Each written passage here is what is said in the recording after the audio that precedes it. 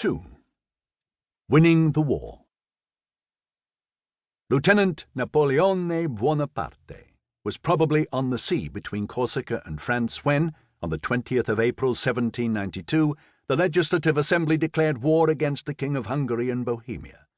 The young officer seems to have given little thought to international tensions.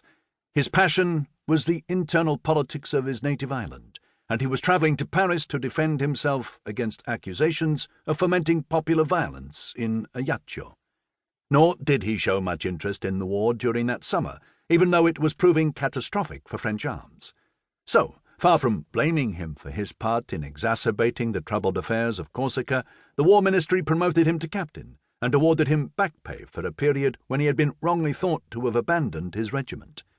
He spurned their faith in him in October by not rejoining the colours but sailing back to Corsica, ostensibly to escort his sister Elisa home from boarding school, but actually to continue promoting the local ambitions of his family.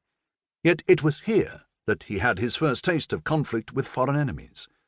By the time the new captain arrived home, the French were at war with not only the leading monarchs of Germany, but the King of Sardinia.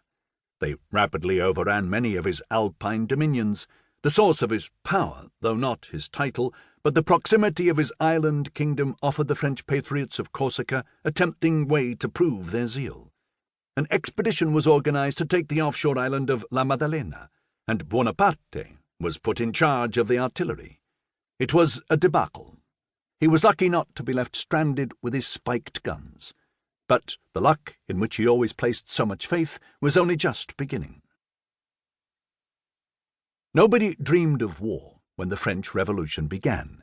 It is true that one of the many dissatisfactions with absolute monarchy which had helped to bring it down was the king's inability, in 1787, to defend French interests in Holland. But in the euphoria of 1789, little thought was given to the revolution's external ramifications.